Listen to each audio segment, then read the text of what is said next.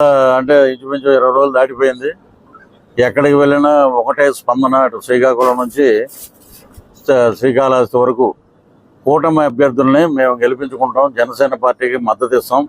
అద్భుతంగా ఈసారి పవన్ కళ్యాణ్ గారిని అసెంబ్లీలో తీసుకెళ్లి కూర్చోబెడతాం. ఎక్కడికి వెళ్ళినా అదే మార్పు. జనం ఒక నియోజకవర్గం నుంచి ఇంకో నియోజకవర్గానికి వెళ్తుంటే వాళ్ళ ఆనందంతో చప్పట్లు కొడుతూ కేరింతలు కొడుతూ, సినిమా వాడు ఒక రాజకీయవేత్త అయినందుకు మేము చాలా గర్వపడుతున్నాం అంటున్నారు అన్నమాట ప్రజలందరూ. ఇవి ముద్రగడ్డ మాట్లాడే మాటలు మీరు ఏనే ఉంటారు. పిఠాపురంలో వచ్చి కూర్చుంటాడంట. మేము ఉన్న ఫస్ట్ పేజీలో 3 రోజులు పిఠాపురం చేసాం. ఎక్కడ కూర్చున్నాడో మాకు తెలియదు. ఒకవేళ ఏమైనా గుడిమెట్ల దగ్గర ఏమైనా కూర్చున్నాడేమో అడుక్కునే వాళ్ళతో పాటు మాకు తెలియదు. కానీ మేము పిఠాపురంలో కూర్చుంటాం, పవన్ కళ్యాణ్ ఓటింగ్ చేస్తాం. ఏం చేశాడు పాపం పవన్ కళ్యాణ్? నువ్వు రెడ్డి సంకరాగుతున్నావు వెళ్ళి. నేను గతంలో కూడా ఇలే మాట మాట్లాడా. నువ్వేదో కాపు నాయకుడు, మేము ఇక్కడే భీమవరం అది పక్కన తాడేపల్లిగూడెంలోనే పుట్టింది, డిగ్రీ వరకు ఇక్కడే చదివాం. మరి నువ్వు అప్పట్లో మేమేమనుకున్నామంటే కాపు నాయకుడు యూనివర్సిటీలో ఉన్నప్పుడు ఆ కిర్లంపూడి పక్కన ఒక కాపు నాయకుడు ఉన్నాడు అనే దండం పెట్టేవాళ్ళం దూరం నుంచి. బా జాతికి బ్రహ్మాండం చేసేట్రా అది ఇది అని అనుకునేవాళ్ళం. అదంతా ఉత్తదే అని తెలిసింది. అది నీకు సిగ్గుందా ముద్రగడ్డ? నువ్వేంటంటే పేరు మార్చుకుంటూ పోరే నాయన. నువ్వు ఇప్పుడు పేరు మారితే పిఠాపురానికి వీళ్ళందరినీ ఎక్కడితే మా సోదరులందరినీ పట్టుకురావాలి.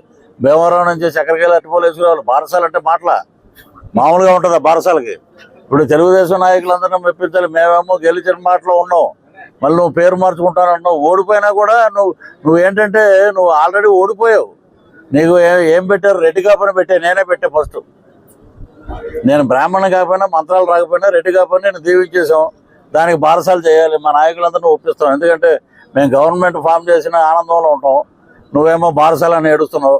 సరే రెడ్డి కాపు. ఎందుకంటే నువ్వు ద్వారంపూడి చంద్రశేఖర్ రెడ్డి ఊడిగం చేసి ఒక పాలేరువి నువ్వు. అలాగే జగన్మోహన్ రెడ్డి సంగతి నీకేం తెలిసే? నీకు అక్కడ మాకు తెలుసు. 10 ఏళ్ళ దిక్కుమాలతో కాపురం చేసాం కాబట్టి మాకు తెలుసు అక్కడ ఏం జరుగుతుంది ఏంటనేది. ఏంటి మన బట్టల రెడ్డి ఏంటంటే ఇది సాధ్యమా? మరి నువ్వు నవరత్నాలు పెట్టినప్పుడు మేము మాట్లాడితే సాధ్యం అన్నావు కదా. నీ దగ్గరికి వచ్చేటప్పటికి ఒక మాట, మా దగ్గరికి వచ్చినప్పుడు ఒక మాట. అద్భుతమైన ఉన్నాడు ఒకడు శంకరజాతి. ఆడ కాపుని చెప్పుకోవటం కూడా మాకు సిగ్గేస్తుంది. మేము కాపులని చెప్పుకోవటం మేము సిగ్గుపడుతున్నాం. ఆడేంటంటే సంజన సుకన్య ఏమో నీకు ఇచ్చారా ఇరిగేషన్ మినిస్టర్, దాని మీద నువ్వు సమీక్షలు పెట్టు. ప్రాజెక్టులో ఏమున్నాయి, నిర్వాసితులకు ఏమి ఇస్తున్నాం, ముంపుకు గురైతే మనం ఏం పరిహారం ఇస్తాం, దాని గురించి మాట్లాడటం మానేసి అరగంట ఉంటావా గంట ఉంటావా ఆడేడిపోది. ఆ శ్యాంబాబు అని ఒక ఏడుపు ఏడిచాడు, మేము ఏదో క్యారెక్టర్ చేసేవాడిని. దాని గురించి డిస్ట్రిబ్యూటర్గా మాట్లాడతాడు. నీకు ఇచ్చింది ఏంటంటే ఎక్కడే లేదు. పవన్ కళ్యాణ్ గారు 3 పెళ్ళిళ్ళు. ఈడేమో ఈడేమన్నా ఈడి చెల్లెళ్ళు ఇచ్చాడు 3 పెళ్ళిళ్ళు పవన్ కళ్యాణ్ గారు చేయటానికి. పోనీ ఈడి చెల్లెళ్ళు ఇస్తే మా చెల్లెళ్ళు వదిలేసామంటే నడకొచ్చు.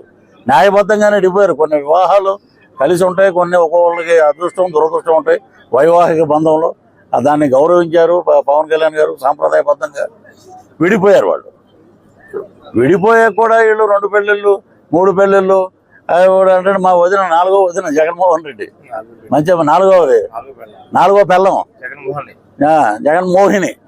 మన విఠలాచార్య గారు తీశారు, పెద్ద హిట్ అది. ఇతను కూడా చంద్రబాబు నాయుడు గారిని జైల్లో పెట్టినప్పుడు ఒక దరిద్రుడు జైలుకి వెళ్తే ఇంకో దరిద్రుడు సపోర్ట్ చేశాడని చంద్రబాబు గారిని పవన్ కళ్యాణ్ గారిని మాట్లాడిన పరుష పదజాలం ఉపయోగించినటువంటి ఒక స్త్రీ అవటం నిజంగా దౌర్భాగ్యం. ఒకటి మనం మీడియా మిత్రులు ప్రజలందరూ ఒకటి గమనించాలి. ఎక్కడైనా సరే వాళ్ళ లేడీ ఎమ్మెల్యే ఎవ్వరూ మాట్లాడలేరు రోజాకు సపోర్టుగా. ఒక్కళ్ళు మాట్లాడలే.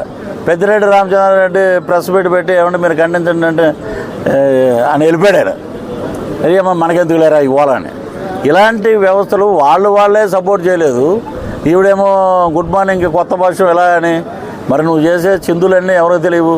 నువ్వు వేసే డ్రామాలన్నీ, నువ్వు బౌన్స్ చెక్కులు జబర్దస్తులు అవకాశాల కోసం తిరిగి ఈరోజు వేల కోట్ల రూపాయలు ఎక్కడి నుంచి వచ్చినాయి. ఎప్పుడు చూసినా కూడా ఎప్పుడైనా మా అన్నయ్య బాగుండాలి. ఇప్పుడు మా చెల్లెలు ఉన్నారు తాడేపల్లిగూడెంలో. అన్నయ్య బాగున్నావా ఏంటి, సినిమాలు ఏంటి రాజకీయంగా ఏంటి అని అడుగుతారు. ఈవిడ ఎప్పుడు చూసినా జగనన్న జగనన్న జగనన్న. ఎవరిని అసలు నాకు ఆ మొగుడు గురించి కూడా మాట్లాడదు. జగనన్నే. ఆడి బాబా ఎక్కడో దీని గోల పడలేక ఆడు మొత్తం బట్టదలైపోయాడు. ఎక్కడ మద్రాసులో ఏడుస్తున్నాడు అతను. ఈవిడ భోగతం ముందు గురువింద కింద చందం చూసుకోవాలి. మనవేంటి అనేది చూసుకోవాలి. ఎదటోడి మీద మాట్లాడినప్పుడు పవన్ కళ్యాణ్ గారు అడ్డగాడిలాగా 55 ఏళ్ళు వచ్చినాయంటే నీకు ముట్టు కింద 52 వేలు వచ్చినాయి కదా. నీ సంగతి ఎవడో చెప్పాడు, నువ్వు చెప్పవు. నువ్వు ఆ కేఏ పాల్ గారి వీడియో చూస్తే ఆయన మహానుభావుడు, పంది తిన్నట్టు తింటుంది, పడుకుంటుంది, దానికి ఏమవుతుంది అంటాడు. మరి ఇలా మీరందరూ చూస్తున్నారు, అన్ని సర్వేలు అన్ని న్యూస్ కూడా చెబుతున్నాయి. కేంద్రంలో 400 సీట్లతోటి నరేంద్ర మోడీ గారు, రాష్ట్రంలో 135, 140 సీట్లతోటి చంద్రబాబు నాయుడు గారు, భీమవరంలో 40,000 మెజార్టీతో నేను అధికారంలో రావటం ఖాయం. ఆయన గురించి చెప్పక్కర్లేదు. ఒకరోజు అంటాడు అంజిబాబు లోకల్ కాదంటాడు, ఒకరోజు అంటాడు ఆయన ముసలాయన ఓటేస్తారా అన్నాడు. ఆయన విగ్గి తీసేస్తే ఎవడ ముసలోడో తెలుస్తుంది. అటువంటి పిచ్చ మాటలు మాట్లాడుతున్నాడు. అర్థమైపోయింది, మన సీన్ అయిపోయింది. జూన్ 4న మన ఇంటికి వెళ్ళిపోవాలి, మన రాజకీయ చరిత్ర క్లోజ్ అయిపోద్దనే ఆలోచనలోకి వచ్చేసాడు ఆయన. ఖచ్చితంగా మనం అధికారంలోకి వస్తున్నాం. ఈ రాష్ట్రాన్ని, ఈ దేశాన్ని పరిపాలించే చక్కని నాయకులు వస్తున్నారు.